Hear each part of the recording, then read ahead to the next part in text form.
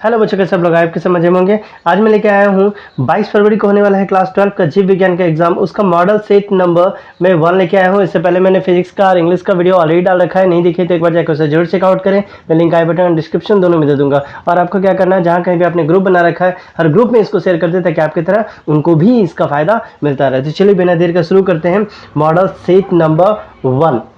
ये जो वीडियो है ये बाइलिंगुअल होने वाला है, इसमें इंग्लिश और हिंदी दोनों क्वेश्चन रहेगा, तो आपको वर्षन का कोई प्रॉब्लम नहीं रहेगा। सबसे पहला मैं दिया है आवृत्त बीज पौधों में नर युग्म का निर्माण किसके विभाजन से होता है। तो ये किसके विभाजन से हो जाएगा, तो ये हो जाएगा नंबर सी, जिसको हम लोग बोलते हैं जनरेटिव सेल।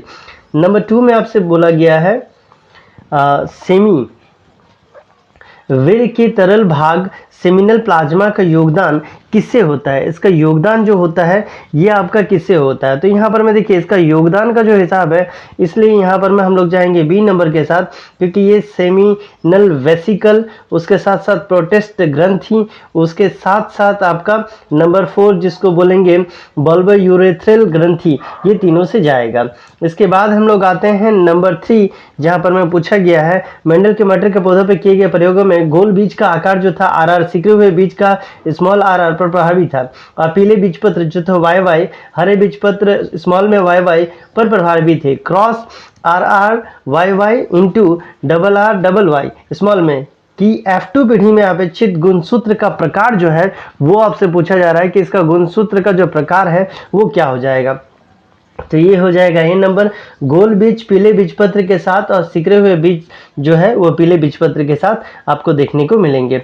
इसके बाद हम लोग आते हैं नंबर 4 में, जहाँ पूछा जा रहा है आपातकालीन गर्भ निरोधक प्रभावी होते हैं यदि इनका उपयोग किस अवधि के भीतर किया जाए। तो इसका ये किस अवधि के भीतर किया जाए, तो ये हो जाएगा नंबर ए सहवास के 72 घंटे के भीतर। इसके बाद हम लोग आते हैं नंबर 5 में, जहाँ पर मैं आपसे पूछा जा रहा है ZIFT जिफ्ट प्रक्रिया के बारे में, इसमें से सही कथन जो है वो कौन सा है। जिफ्ट का सही कथन जो है वो आपसे पूछा जा रहा है, तो ये हो जाएगा बी नंबर, युग्मनज को महिला दाता से संग्रहित कर फेलोपियन ट्यूब में स्थानांतरित किया जाता है। जिफ्ट का फुल फॉर्म क्या होता है ये आप कमेंट में बताएंगे। इसके बाद आते हैं नंबर 6 में, जहां पर मैं आपके पास एक इक्वेशन दिया गया है कैरियोटाइप की स्थितियों में 2n+1 2n-1 2n+2 2n-2, इसको क्या कहते हैं, ये जो तरीका है इसको ये क्या कहलाता है। तो ये हो जाएगा नंबर ए, जिसको हम लोग एन्यूप्लाइडी के नाम से जानते हैं। नंबर 7 में पूछा गया है आपसे द्विलक्षणी संस्करण में यदि अनुपात 3:9:3:3:1 है अनुपात प्राप्त होता है तो ये क्या दर्शाता है, ये किस चीज को दर्शाता है। तो ये हमारा दर्शाएगा नंबर डी, 2 जीन में एलील स्वतंत्र रूप से विभाजित हो रहा है, इस चीज को दिखाएगा। नंबर 8 में आपसे पूछा जा रहा है मेंडलीय द्विलक्षणी संस्करण के F2 पीढ़ी में फिनोटाइप और जीनोटाइप की संख्या जो है वो क्या है। देखिए इसमें फिनोटाइप और जीनोटाइप का जो जनसंख्या है वो पूछा जा रहा है, तो ये हो जाएगा ए नंबर, फिनोटाइप का 4 गो और जीनोटाइप का 16 गो। इसके बाद हम लोग आते हैं नंबर 9 में, जहां आपसे पूछा जा रहा है डीएनए न्यूक्लियोटाइड्स और एक बहुलक है जो एक दूसरे से 3 और 5 फास्फोडाइस्टर बंध के द्वारा जुड़े हुए हैं। तो न्यूक्लियोटाइड्स का बहुलीकरण को रोकने के लिए कौन सा संशोधन चुनेंगे जिसको इससे हम रोक पाएंगे। तो ये हो जाएगा डी नंबर, क्योंकि यहाँ बी और सी दोनों का जरूरत पड़ेगा। इसके बाद आते हैं नंबर 10 में, जहां आपसे पूछा जा रहा है एक जीव को डीएनए का विश्लेषण करते हुए कुल 5386 न्यूक्लियोटाइड पाए गए हैं।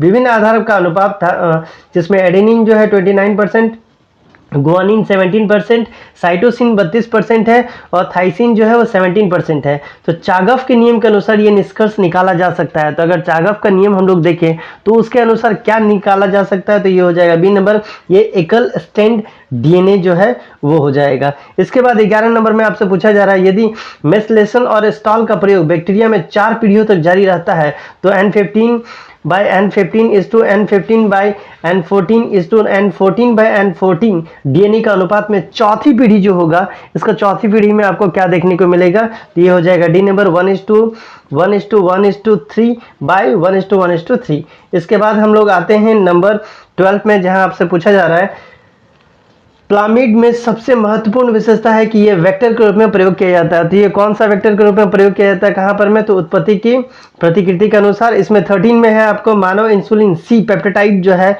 वो है, ये क्या है, तो ये हो जाएगा नंबर सी प्रो इंसुलिन में इंसुलिन की परिपक्वता के दौरान ये हटाया जाता है। इसके बाद हम लोग आते हैं नंबर 14 में, जहां आपसे पूछा जा रहा है एलेन के नियम के अनुसार ठंडे जलवायु में स्तनधारियों में पाया जाता है। तो यहाँ पर में क्या पाया जाता है, तो ये हो जाएगा डी नंबर, छोटे छोटे कान और छोटे अंग पाए जाते हैं। 15 में है संख्या का पिरामिड है, संख्या जो पिरामिड है इसका क्या हो जाएगा, तो ये हो जाएगा सी नंबर, या तो सीधा या तो उल्टा। इसके बाद आते हैं नंबर 16 में, जहां पूछा जा रहा है एड्स का कारण बनाने वाले HIV सबसे पहले नष्ट करता है। अगर ये आपको होता है तो सबसे पहले ये क्या नष्ट करता है, तो ये हो जाएगा ए नंबर, सहायक टी लिम्फोसाइट को ये सबसे पहले बर्बाद करता है। नंबर 17 में पूछा जा रहा है निम्नलिखित में से कौन हार्मोन उत्सर्जक IUD का उदाहरण है। IUDs जो है उसका उदाहरण आपसे पूछा जा रहा है, तो ये हो जाएगा नंबर बी, LNG20 और प्रोजेस्टाट्स। इसके बाद हम लोग आते हैं नेक्स्ट नंबर जो है हमारा 18 नंबर में, जहां पर मैं मैचिंग करने के लिए बोला गया है। यहाँ ऑप्शन दिया है स्टेइन, साइक्लोप्रोसिन, इसके बाद है स्ट्रेप्टोकिनीज और लाइपिज। अब इसके साथ ये कौन सा मैचिंग जो करेंगे जो यहाँ पर में सही हो जाएगा, तो इसको मैचिंग को हम लोग देखते हैं किसके साथ कौन सा सही होगा। तो ये मैचिंग जो देखिए सही तरीके से देखिए तो डी नंबर जो ऑप्शन है वो सही लग रहा है, क्योंकि ए का देखिए ये 3 के साथ जाएगा, बी का जो रहेगा वो 4 के साथ जाएगा, सी का हमारा 2 के साथ जाएगा और डी का जो है वो हमारा 1 के साथ जाएगा, क्योंकि लाइपेज क्या करता है, तेल के धब्बों को हटाने के लिए एग्जैक्टली इस्तेमाल होता है। इसके बाद आते हैं 19 नंबर में, जहां पूछा जा रहा है कीड़ों का एक निश्चित वर्ग में कुछ में 17 गुणसूत्र होते हैं और कुछ में 18।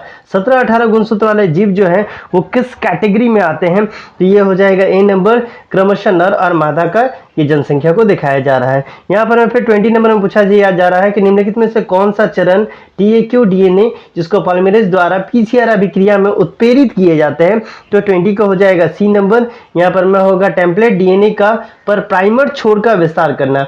इसके बाद आते हैं 21 में, जहां आपसे पूछा जा रहा है निम्नलिखित में से कौन सा जैव विविधता हॉट स्पॉट के प्रमुख विशेषता नहीं है, तो ये हो जाएगा डी नंबर, मुख्य रूप से ध्रुवीय क्षेत्र में स्थित यहाँ पर में हॉट स्पॉट का विशेषता नहीं देखने को मिलता है। फिर 22 नंबर में आपके पास एक मैचिंग दिया गया है, डरबिन है, ओप्रिन है, लेमचाक है और वेंगर है। अब इसको किसके साथ हम लोग मैच करेंगे जो हमारा सही मैच हो जाएगा, तो ये बी नंबर का जो ऑप्शन है वो सही हो जाएगा, क्योंकि ए जाएगा आपका 4 नंबर के साथ, बी जाएगा हमारा 1 नंबर के साथ, सी जाएगा 3 नंबर के साथ और डी जाएगा 2 नंबर के साथ, क्योंकि वैगनर जो है वो अंगों का उपयोग और त्याग से संबंधित था। इसके बाद आते हैं 23 में, जहां आपसे पूछा जा रहा है जीव जनन जिसको विविपेरिटी बोलते हैं का अधिक विकसित माना जाता है, क्योंकि अधिक विकसित क्यों माना जाता है, इसका हो जाएगा सी नंबर, युवा को मां के शरीर के अंदर संरक्षित रखा जाता है और उसका जन्म के बाद उसकी देखभाल की जाती है, जिससे जीवित रहने की संभावना जो है वो बढ़ जाता है। नंबर 24 में आपसे पूछा जा रहा है घातक ट्यूमर में कोशिकाएं तेजी से बढ़ती है और शरीर के अन्य भागों में जाकर नया ट्यूमर बनता है, इस बीमारी की अवस्था को हम लोग क्या कहते हैं, ये जो बीमारी का अवस्था है इसको क्या कहते हैं, तो ये हो जाएगा बी नंबर, मेटास्टेटिस के नाम से ये जाना जाता है। इसके बाद 25 नंबर में फिर से आपके पास एक मैचिंग दिया गया है, जहां पर में एस्परगिल है, उसके बाद एक्टोबैक्टर एक्टी है, उसके बाद क्लोस्ट्रिडियम है, उसके बाद लैक्टोबैसिलस है। अभी इसका कौन सा ऑप्शन सही होगा, तो सही ऑप्शन देखिए इसका हो जाएगा नंबर सी। ठीक, और ये था आपका MCQ पोर्शन। अब इसके नीचे वाला जो सब्जेक्टिव का है सिर्फ मैं क्वेश्चन बता देता हूं, इसका आंसर आप खुद से लिख लेना, नहीं मिलेगा आप कमेंट कर देना, मैं आंसर बता दूंगा। एंजियोस्पर्म के परिपक्व सूक्ष्म जीवाणु का एक चित्र बनाएं, केवल इसके कोशिका के घटक का लेवल करें। मानव प्रजनन के चरण नीचे दिए गए, इसमें से सही अनुक्रम जो है उसको देखना है। जीन और एलील में एक अंतर बताना है। कुछ जानवर कब और क्यों शीत निद्रा में चले जाते हैं ये आपको बताना है। इसके बाद 13 नंबर में है मलेरिया संक्रमण के दौरान रक्त में हीमोजाइन रिलीज होने पर यह मानव के शरीर को कैसे प्रभावित करता है। इसके बाद है 31 में अपशिष्ट जल BOD नापने के लिए किस मात्रा का अनुमान लगाया जाता है। 32 में है स्थानिक और विदेशी प्रजातियों में क्या अंतर है। इसके बाद आते हैं 33 में, जहां पर मैं आपसे पूछा जा रहा है निम्नलिखित द्वारा दर्शाई गई जैव विविधता का प्रकार बताइए, जिसे भारत में आम की 1000 किस्में, हिमालय में विभिन्न क्षेत्रों में उगने वाले राइवोफोलिया कॉमेटिडिया में रेस्पिरिन की क्षमता और एकाग्रता में भिन्नता है। 34 में है जैव विविधता का हॉट स्पॉट जो है उसको क्या कहा जाता है। ये सेक्शन सी से शुरू हो जाता है, जहां पर मैं पूछा जा रहा है पौधों में गाइटोनेगमी और जेनागिमी में अंतर बताना है। दोनों में कौन सा इनब्रीडिंग डिस्प्रेशन का कारण बनेगा और क्यों। 36 में पूछा गया मानव के वृषण नलिका का खंडीय दृश्य बनाना है। वृषण नलिका में निम्नलिखित कोशिकाओं का लेबल करना है। कोशिका जो अपनी संख्या बढ़ाने के लिए मेटोसिस द्वारा विभाजित होती है, कोशिका में मेटासिस से गुजरती है, कोशिका जो मेटासिस 2 से गुजरती है, कोशिका जो स्पोर्नियजिज्म की प्रक्रिया में करती है, उसका लेडिंग कोशिका में भूमिका का उल्लेख करना है। इसके बाद 37 में आपसे पूछा जा रहा है दो मटर के पौधों के बीच एक क्रॉस किया गया जिसमें पौधे की ऊंचाई विपरीत लक्षण प्रदर्शित हो रहा था। क्रॉस का परिणाम 50% पैतृक लक्षण को दिखा रहा था। इसमें पुनेट स्क्वायरेट की सहायता से क्रॉस का निर्धारण करें, किए गए क्रॉस का प्रकार का नाम बताइए। 38 में है मेटोसिस और टीकाकरण यानी वैक्सीनेशन, इन दोनों को क्या करना है, परिभाषित करना है। 39 में आपसे पूछा गया है यदि डीएनए का एक स्ट्रैंड का अनुक्रम निम्नलिखित में से ये दिया गया है, ठीक है, तो इसको दर्शाना है। इसके बाद 40 में है डिनोक्लाइड की योजनात्मक चित्रण बनाना है, निम्नलिखित को लेबल करना है जिससे न्यूक्लियोटाइड के घटक क्या होता है, 5 सीरा क्या है, एन ग्लाइकोसोडिस बंध क्या है और फास्फोडाइस्टर बंध जो होता है वो क्या है। 41 में है सवाल का फास्फोटन की परिभाषित करें, यह परितंत्र को कैसे प्रभावित करता है ये बताना है। 42 में यहाँ पर मैं दिया गया है डीएनए फिंगरप्रिंट क्या है, इसके अनुप्रयोग को लिखे। 43 में पूछा गया किसी पारिस्थितिक तंत्र में पोषण स्तर यानी ट्रॉफिक लेवल क्या होता है, इसके संदर्भ में अस्थायी फसल जो है वो क्या है। किसी परिस्थितिक तंत्र में पोषण स्तर फर्स्ट ट्रॉफिक लेवल की भूमिका जो है उसको बताना है। प्राकृतिक परिस्थितिक तंत्र में मलबा खाद्य श्रृंखला जिसको डिस्ट्रेस फूड चेन बोला जाता है और चढ़ाई खाद्य श्रृंखला जिसको ग्रेजिंग फूड चेन बोला जाता है वो कैसे जुड़ा हुआ होता है। 44 में आपसे पूछा गया है उस विशेष जीन का नाम बताइए जिसे कपास के पौधे में कपास का बॉल वर्म संक्रमण से बचाने के लिए डाला जाता है। उसके बाद इसका दूसरा है एक कोशिकीय सुरक्षा विधि बताइए जो यूकेरियोटिक जीवन में कार्य करता है। तीसरा है यूकेरियोटिक जीवन में आरएनए हस्तक्षेप की प्रक्रिया का महत्व बताइए। चौथा है उस रासायनिक परिवर्तन को उल्लेख करिए जो प्रोशुलिन में होता है ताकि वह परिपक्व इंसुलिन के रूप में कार्य करे। और पांचवा है यूकेरियोटिक कोशिकाओं में एमआरएनए की शांति ट्रांसफॉर्मेंट्स की भूमिका जो है वो आपको बताना है। 45 में आपसे पूछा जा रहा है किसी भी पौधे का कोशिका में डीएनए अलग करने के लिए कौन सी मुख्य तकनीक और उपकरण का प्रयोग किया जाता है। दूसरा है इस कोशिका को क्या कहा जाता है जो पुनः संयोजित जीन को प्राप्त करता है। तीसरा है प्रबंधक यानी अनुवांशिक इंजीनियरिंग में थर्मोस्टेबल डीएनए पॉलीमरेज की आवश्यकता क्यों होती है। पॉलीमरेज चेन के रिएक्शन के लिए थर्मस एक्वेटस का डीएनए पॉलीमरेज का चयन का कारण बताना है। और पांचवा नंबर है विभिन्न अनुवांशिक प्रयोगों के लिए रिपीटिव सैटेलाइट डीएनए का थोक जीनोमिक डीएनए से कैसे हम लोग अलग कर सकते हैं।